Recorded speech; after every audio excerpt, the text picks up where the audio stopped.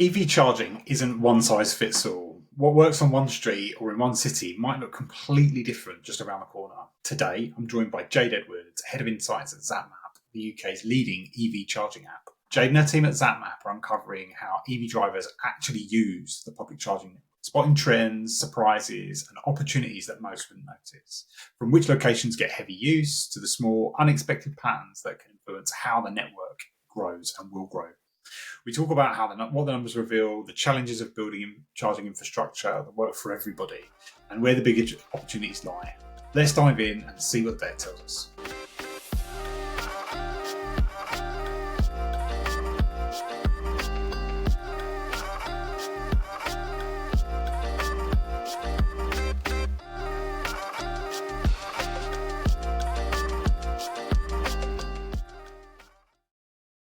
Hello and welcome back to the Hypercube Podcast. I'm joined today by Jade Edwards, who is Head of Insights at Zapmap. Jade, thanks for joining us. If you would be so kind, could you introduce yourself a little bit and Zapmap and what it is you're up to? Yeah, thanks for having me, Adam. I'm Jade Edwards. I'm Head of Insights at Zapmap. At Zapmap, we have the UK's leading EV charging app, and we help EV drivers charge with confidence on the public network. My role at Zapmap is as Head of Insights, which is actually taking all the data that sits behind the app and then looking at how we can use that in a more B2B context, providing data and insights out into the industry. Yeah, I've definitely used Zapmap, trying to scramble around for the high voltage chargers as and when. I mean, I'm really guilty for if I need like an emergency charge before we had our own charger at home, try to find charging points near good running locations so I could like go park, go for a run and try and sort of double up on my time out. Yeah. But it's a great application. Yeah, really, really useful. So what does Head of Insights? Yeah, like what's the remit? What are you looking for? So I joined in April 2022, but many years prior to that, Mel and Ben, who were the co-founders, recognised that as well as creating this app for EV drivers that would really help accelerate that transition to electric mobility, and it was a kind of gap in the market and something that new EV drivers really needed to know where these public charge points were.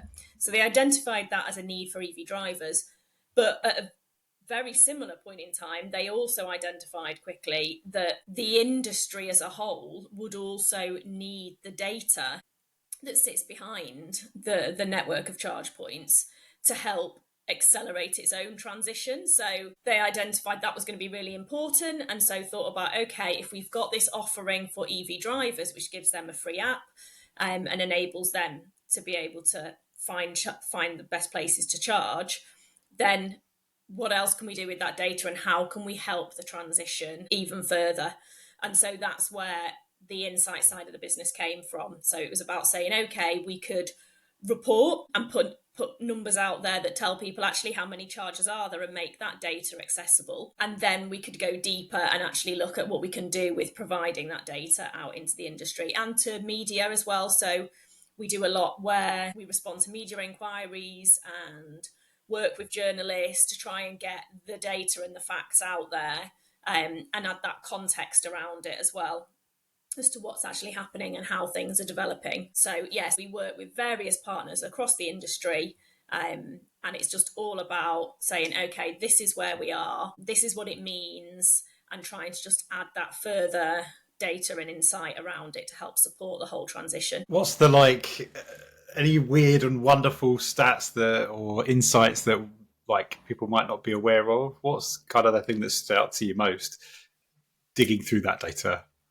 Yeah, so I mean, there's just so much. I bet, yeah. It's constantly like, what can we look at next? But a couple of sort of key things. One of them, kind of on the utilisation of charge points. So how often are people going to charge points and having sessions?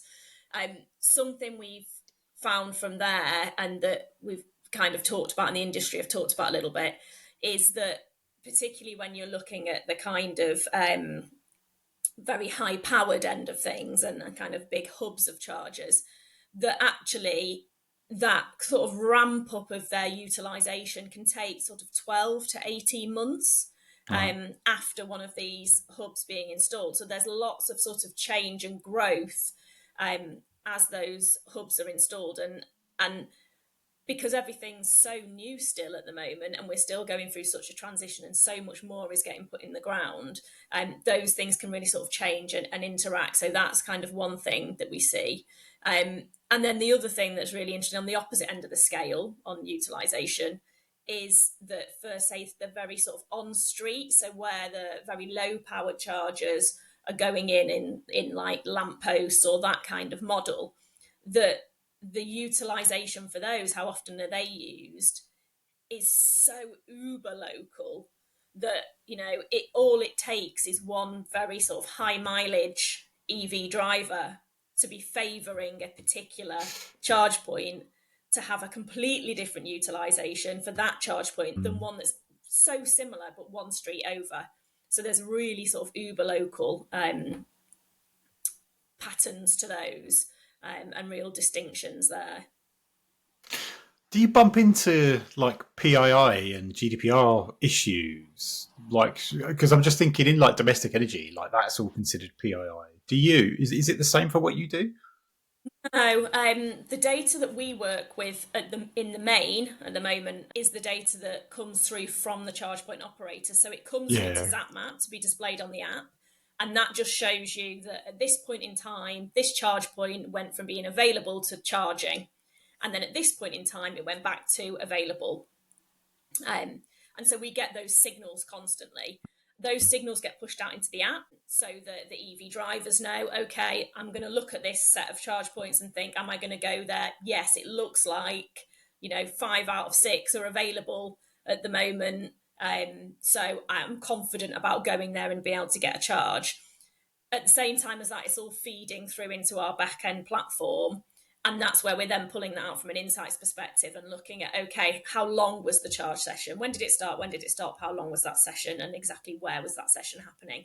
So we don't at that stage know who the driver was Yeah. that was doing that charge. So yeah, so we don't have to worry about PII in those instances. Obviously, it's massive for us just overall because we've got all our EV drivers on Zapmap. These particular data products are not pulling from that kind of information.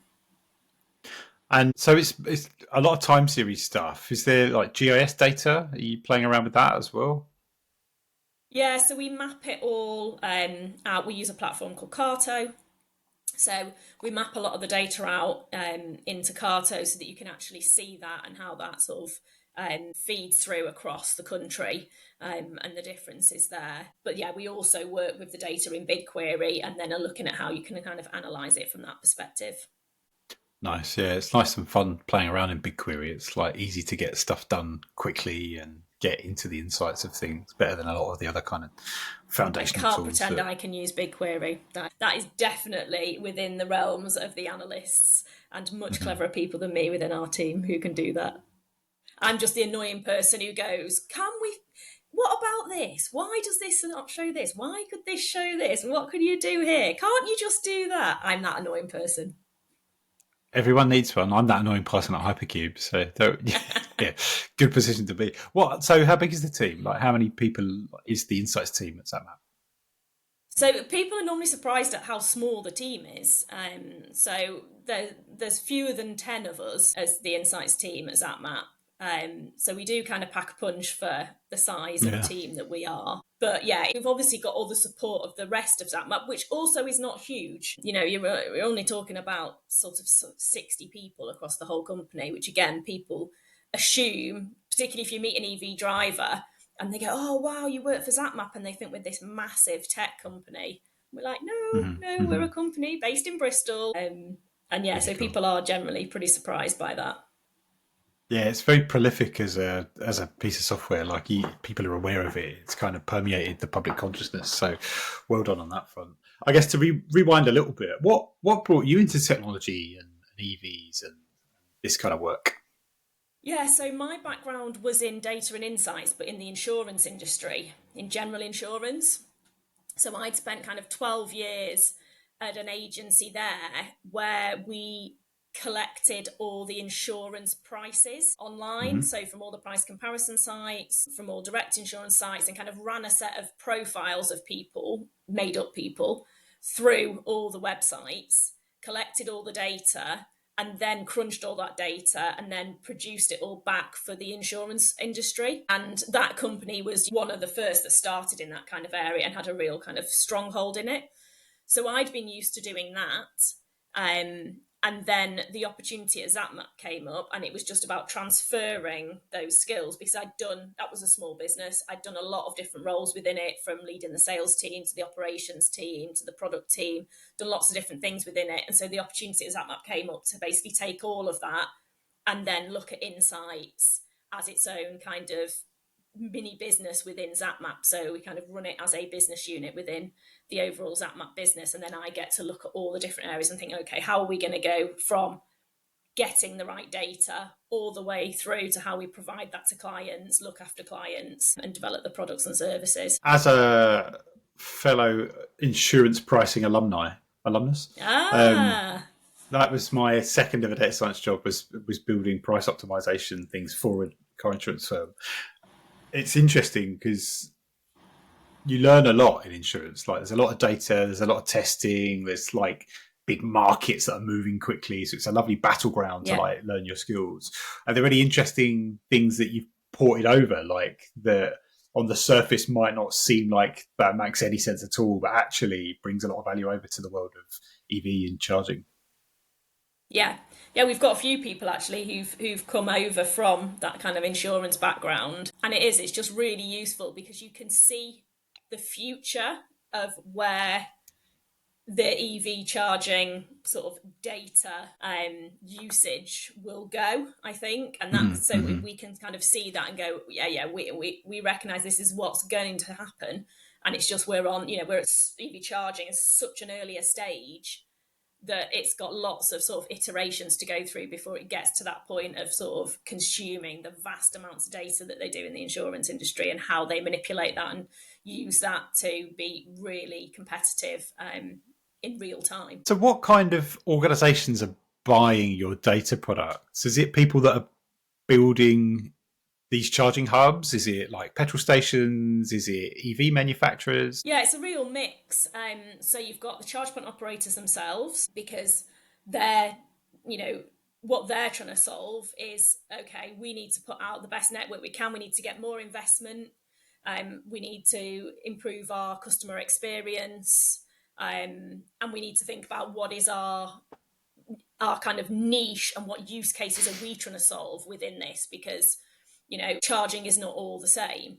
So it's not like each CPO is trying to solve the whole problem. They're all trying to solve bits of the problem. So they need the data to help them with that process. We also work with sort of energy type companies, so the DSOs and IDNOs, and from their perspective it's more about, okay, what are we expecting in terms of energy transfer currently and in the future, and in the different areas within that we're operating within. So for them, they're really focused on that and trying to help plan for that. You've then got kind of central government, so the Department for Transport use our data, and so one of the uses of that is publicly just being able to report on the number of charge points and where they are, and the sort of power ratings of those, and being able to then say, okay, in this transition, this is where we are, and then pinpoint, okay, which areas need more support? Is there more stuff that government could do in certain areas? Which areas are actually going great guns? And that sort of process is working really well.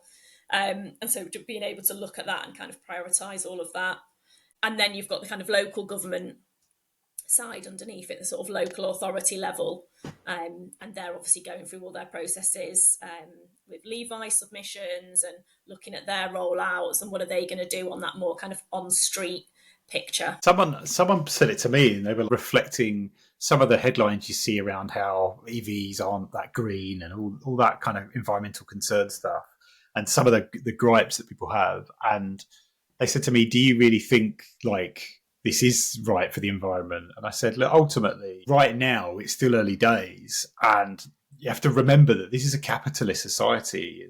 And like by buying an EV and by investing and like spending my money, charging my vehicle there, I'm creating demand, which will attract more supply, better competition, more innovation, and like it's all sort of snowball building. And okay, today it's exactly that point. Today there are inefficiencies and challenges that in 5 to 10 years, some like that will be the only way a business will make money is by eliminating those to get their edge, right?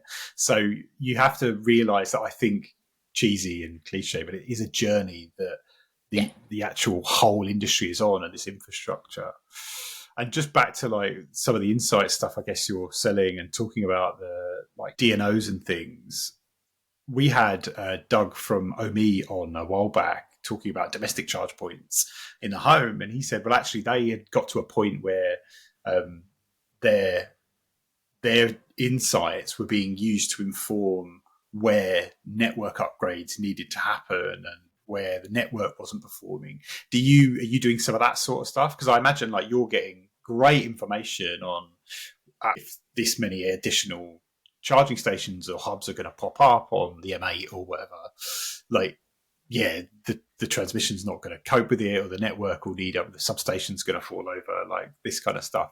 Is that the direction of travel for some of these data products? Yeah, definitely. So a good example of it at the moment is UKPN, who cover a lot of the sort of southeast and London.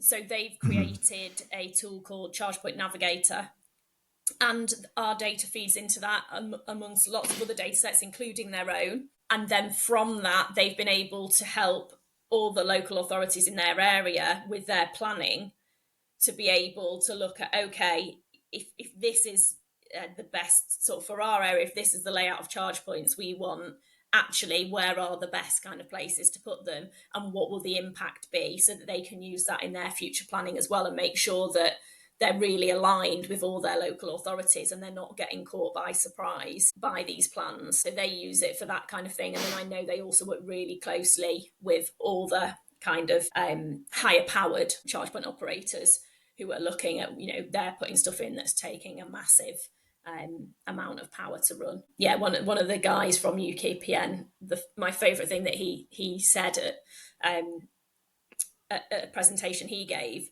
was about, if you think about one of those sort of high-powered hubs that you see, there's maybe even 6 or 8 high-powered chargers, and he was saying that turning that on fully is like the equivalent of switching on the shard. And he was like, you wouldn't just expect to just go 1 week and go, I'm just going to plonk the shard in there and switch it on. He said there's so much that goes into this process, and they have to work really, really closely to be able to make all that available and actually get these things live. Yeah, that's a great stat. Wow. Yeah. But it just blew my mind. I was just like, yeah, I'd not thought of it like that. So that's what, like eight of these high powered chargers, equivalent power. Yeah, he was saying just a bank of the high powered chargers. It's really intermittent as well. It's probably less predictable than the shard, which is going to have a fairly predictable cycle of, wow, that's really interesting. You mentioned Levi funding, and we talked about lampposts. What's your view on, is it something like 30% of homes don't have access to on-street parking, and therefore actually finding the infrastructure for these people that maybe live in big tower blocks or in environments where they don't have a private driveway where they can install their own charger? What's your view on the solution for that problem and where we're going as a government, society? I think it's a mix, and that's the opportunity as well as the challenge, is that there isn't just one solution for that. So lampposts are not the only solution for that, and I think it will be a mix of where it's properties that do have access to the road but don't have a driveway. Then you've got the mix of the kind of the lamppost kind of solution with public charging, as well as the kind of gully solution, which is getting more and more traction to be able to use people's home supply. So I think you've got that mix. You've got the kind of community charging. So actually, people that do have driveways are willing to kind of rent those out as well. So you've got that as a piece of the puzzle. You've also then got that kind of communal charging where it is for residents, but how those kind of models work through, and I think that's more in its infancy as well. So yeah, how they work through and make that a really good option for people. And then you've got the fact that, at the end of the day, if there's a charger, you can charge wherever you're parking. So I think still, the use case for the short stay, kind of what we call destination charging. So the supermarkets, the gyms, like you said, go in somewhere, it might be a car park, but it's a car park, an entrance to a decent run. Things like that, I think that all builds into the mix, and it's just, you will get all these different segments of EV drivers where actually their lifestyle, it works for this particular type of charging, and they'll no doubt mix it up a bit. But I think we will see these sort of segments really emerging, of the people that, yeah, absolutely, I want to use a lamppost charger on my street, and we've got good provision of that, which came through Levi, for example, happy days. Whereas you've got other people that are like, well, I'm always at the gym for several hours, they've got chargers, that works for me. Or when I go to the supermarket, I actually charge and then I have a quick dash round. So I think there's a whole mix of solutions there really for people that don't have driveways. It's really funny because you do really have to, our experience was before we got one installed at home, we found that you really have to learn your vehicle, your local charge points, like where is near your normal day-to-day routine. We found that some of the supermarkets near us weren't great. Shout out to B&M for having a really super fast charger up the road from us, and it's near a good run. You do have to figure out, like, okay, well, I'll get 20% in a normal shopping run around the supermarket, so that will do me, and all that sort of stuff, and think more about your environment. Whereas the convenience of pulling to a petrol station, 10 minutes later, everything's done and you're off. But, and I always sort of bring this up when I'm talking about EVs, but the biggest cost, like the cost is ridiculous. Like if you can charge at home, the saving is bananas, like compared to filling up at a petrol station.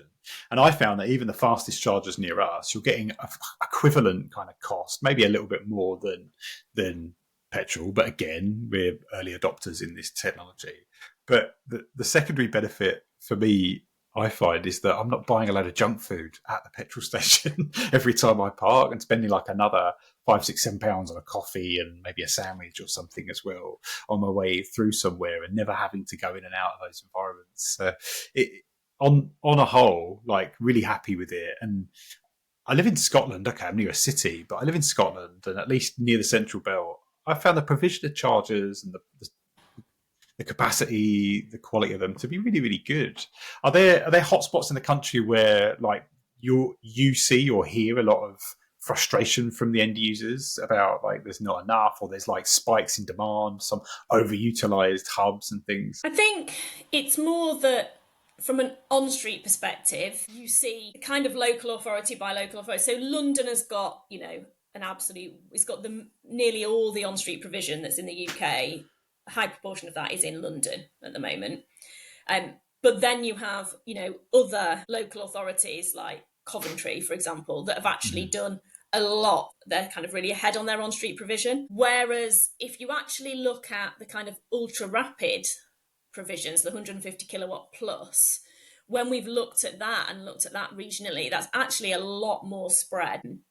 There is a lot of provision across most of the country, and there's people focusing on different areas, and some people are, national. But yeah, there seems to be, that is sort of growing together across the country, and there'll always be some, discrepancies, but yeah, as a whole, that's pretty good and not kind of really London centric or anything. I think it's the on-street side, which, is very, very dependent on the specific local authorities and where they've been in that process. So that's what we're hoping to see, really step forwards in the next few years as all the kind of Levi money flows through and people start actually being able to get the stuff in the ground as opposed to going through all the processes ahead of it. And just interested, are you following the stuff around like vehicle to grid, and what does the next generation of infrastructure look like, and where does like data and AI insights play a part in this world?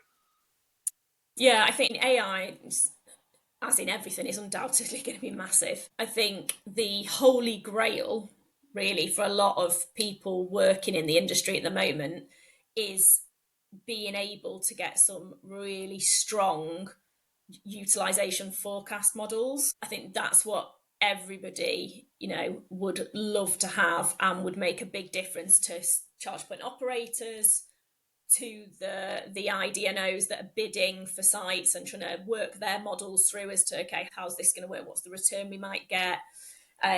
Through to the DSOs understanding really what does that look like in future and what are we having to build and prep for. So I think that's the kind of the holy grail, and that's where I think AI is going to play a huge part in being able to actually do those forecasts. So, we're working, for example, with a university to try and work that through and see what can we get from our data and how can we then use AI to then really kind of work on these forecast models, because that would just make a huge difference to so many different parts of the industry. And AI is the real enabler for that, I think. I would love to get stuck into the forecasting stuff and across maps and I bet that's lovely, complicated number crunchy stuff. I was going to ask actually, are you able to, and can, like, is it even possible to share data sets with universities and things like that? Because I imagine you've got some really rich insights and data sets that like uni groups would do wonders with, and there's great research that could be done. Yeah, so we try to do where we can particular projects with different partners, which could be universities. It could be other partners within the industry that have different capabilities to us, and that can kind of combine our data with other data sets and then look at what they can kind of generate from that. So we've done various things. So we were with Pinnacle Field Dynamics, and they've done a gigamap, which is looking at the power that's going to be expected to be needed for the transition going forwards, and that's based on crunching all the MOT data and sort of flipping that all together. Well, when these all become EVs and over that transition, what's it going to look like? What their power needs going to be, and what's the infrastructure that's currently there, and what could that look like in future? What's going to be needed? So we do that kind of piece. We've worked with Cenex, and they do they're a consultancy, and they do a tool called Are We Nearly There Yet? Which is really cool, and that really looks, if you look at the on-street side of that, it's that local authority by local authority comparison. Where is it now? Is it ahead or behind demand? Where does it need to be? So all those kind of pieces. So we're always trying to work out with as many partners as possible across the industry on sort of value add pieces, things that haven't been done before that can add something else and help support the industry grow. And so, yeah, academics are within that as well. And we're looking at other ways and through other partners that we can actually get more stuff out into academic institutions, so that we can use that collective brain power to help drive everyone forwards. That's amazing. Yeah, just a really cool, like really rich with insights, because there's so many different dimensions to what you could look at, like economics, the MOT thing, the climate change side of it, how the grid changes. I was going to ask what sort of other data sets have proved to be really, really useful and thread into like finding interesting bits and pieces that you can work with. Yeah, so certainly the MOT data, the data on grid connections, and I don't know all the intricacies of how they work, but in terms of all those data sets that actually a lot of the DSOs publish quite freely as well. So sort of pulling all those together, traffic patterns, and looking at, okay, where's the most traffic currently, and how will that change, and how is that influenced by EV, and trying to split out the EV data from that.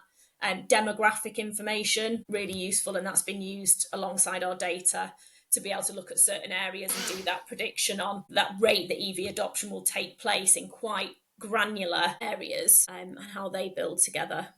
There'll be loads that I don't know as well that other people have used with our data, and we just don't even know that those things have been put together. We're just constantly trying to sort of absorb everything else, that how it can all sort of fit together. But yeah, there'll be loads more out there as well. All right, hypothetical time, like unconstrained by reality, you have a magic wand and you can magic up any one insight or data set, or what would it be? Like, what's that one thing that you think, oh, I'd love for that to just exist so I could really fire into it? I think it's still just goes back to that utilisation forecast. Yeah. I think that would be the thing at the moment, if we could have that. And yeah, I think that would power so much. And what kind of time horizon? Like, is that 24 hours, 36, 90? What, in terms of the forecasting? Yeah, like how far ahead is useful?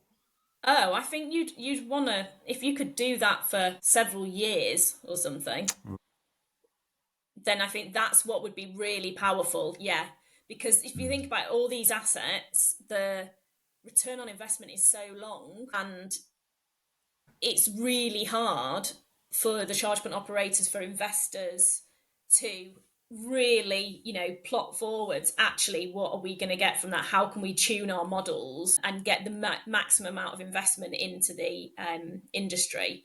So I think if there was something that could really give a lot of confidence around, actually, you've got a good model, this is how it works, and we've really got the confidence on it. If you deploy that well, and the transition goes at the rate we're expecting in terms of adoption, this is where we can see it going, then I just think that helps just give more and more confidence to the investment community, and therefore the CPOs get more investment, the rollout happens quicker, it's better, more EV drivers convert because they can see it, we get less of the press that can use it as an excuse to say, oh, this is a reason not to switch. The more that we can do, and it's the charge point operators are gunning for it. That I don't speak to a single charge point operator who's like, oh yeah, we'll roll out what we can. Everybody is like, we have a plan. This is what we want to do. Yeah. We are going for it. We want this to be great. So yeah, the more confidence that investors can have in that, the better. And you know what? I see that reflected in other parts of the energy industry, at least from developers that we talk to. It feels like there is a lot of capital sitting around waiting to be deployed, but the time horizons and the uncertainty are putting the brakes on a lot of big investments and things like this because it's so hard. I guess, like in that model that you've just described, and I totally agree because again, it's that snowball building piece. Does zonal pricing and things like that throw that into the air? How do you think that affects the CPOs? I think it's really difficult for the CPOs at the moment. So when people sort of say, oh, the price of public charging is so high, again, it's not that the CPOs are putting the prices at that level because they're, trying to rake in the cash for this. From their perspective, they've made big investments. They have to have a model that will, show a return on investment. And they are at the mercy of a lot of factors in terms of how they price that they can't control, and that make the price of the energy they're getting so much higher. So I think anything that longer term gives a bit more flexibility on that and brings those prices down for CPOs will be hugely beneficial. And you will see that translate into the prices that get charged to EV drivers, because they'll be able to get more competitive and they'll be able to tweak their pricing more.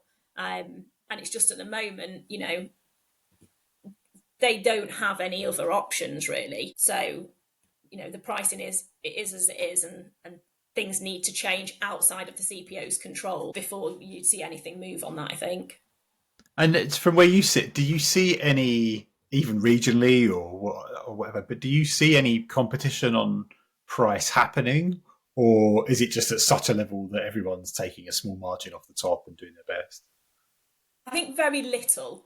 You see some sort of offers and promotions for certain sites at certain times. There's a bit of on-off peak happening. There's obviously bits of cheaper prices if you're using a specific CPO's app, because that enables them to own the customer. So there's bits and pieces happening. But again, that's a big opportunity for the future, is, and that's the insurance background and head goes of going, hold on a minute, I see how this could work, is then you could have very much that feedback loop of, okay, this is the utilisation I've got at this place at this time, this is the price of the competitor just round the corner. If I change my price, or if I put an offer and I can push that out to EV drivers, then that could, influence my utilisation. And have lots of those feedback loops going on. I think that's the exciting thing about the future on the pricing side, is that the focus will shift to that in probably a few years' time. But at the moment, it's very much the CPOs have got enough to think about from the perspective of getting the new sites live, managing those sites, dealing with all the legislation, dealing with funding.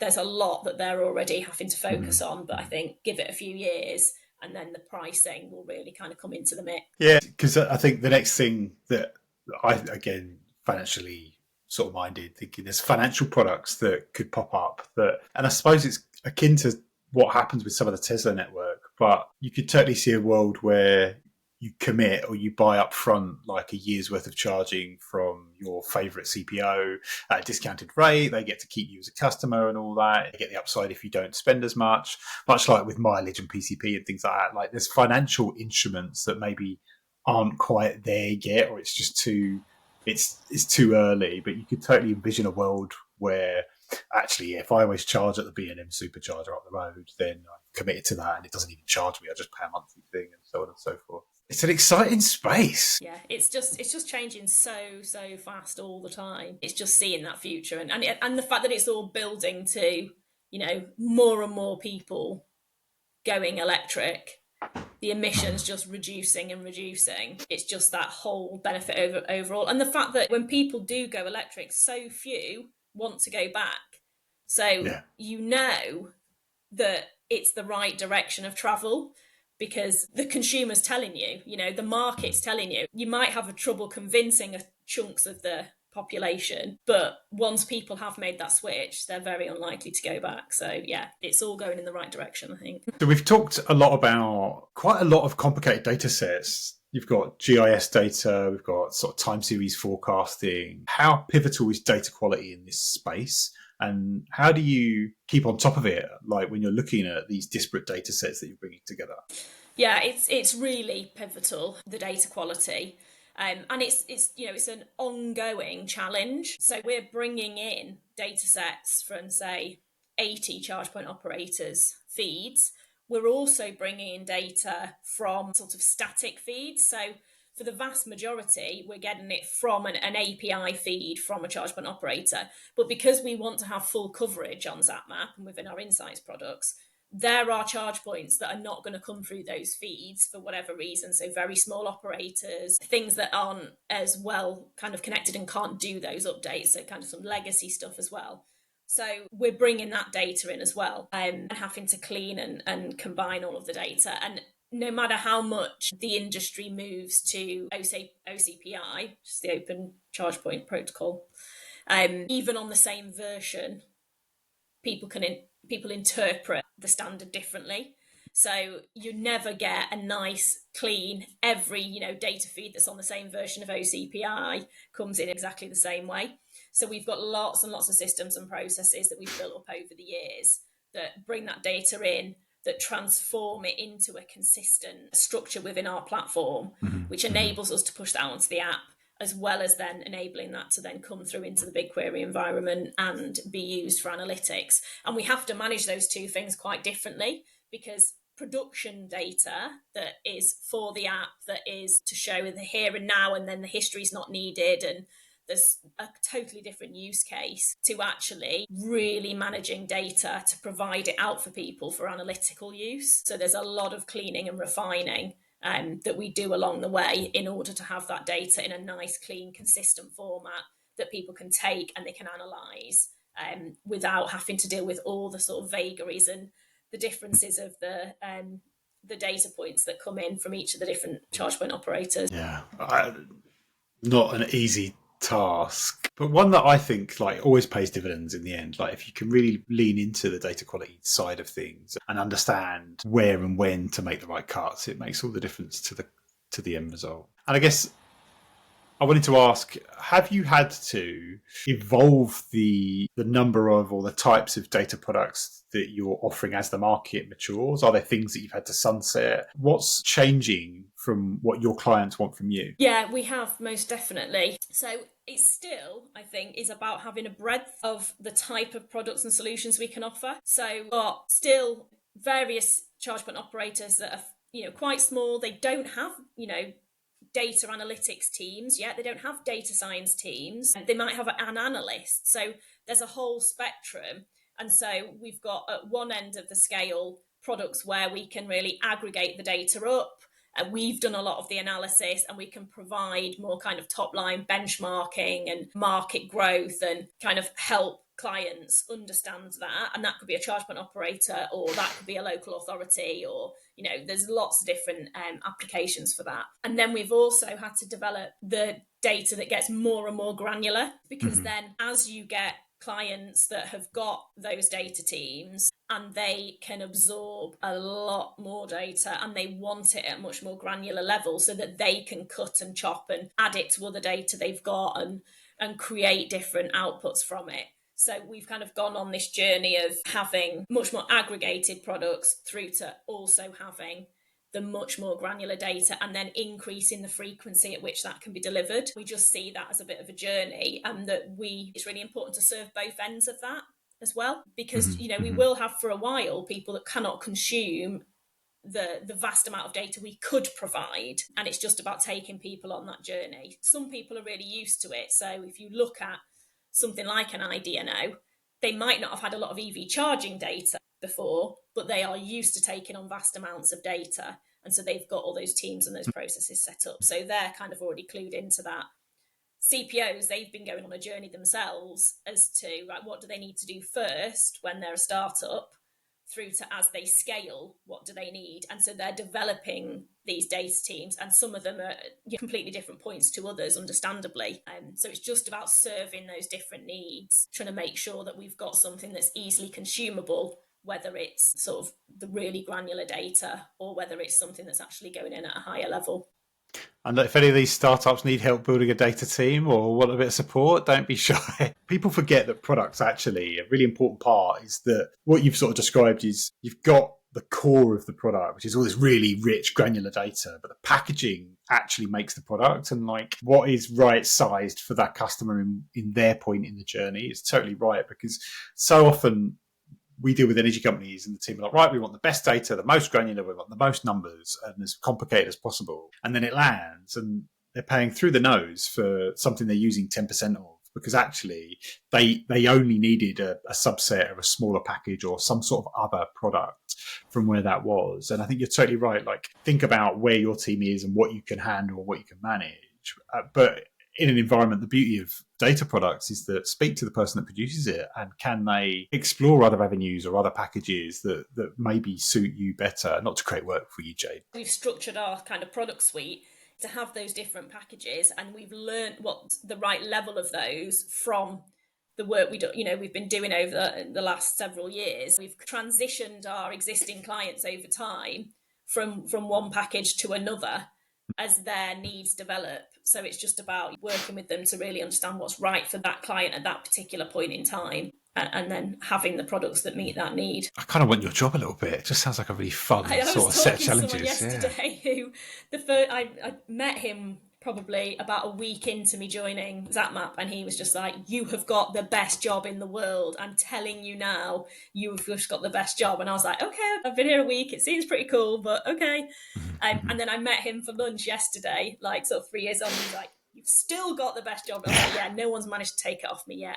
It is definitely a great job. It's been a really brilliant chat. Thank you so much for your time today. And I'm excited to follow on with what Zapmap are doing in the future and what other kind of data products pop out.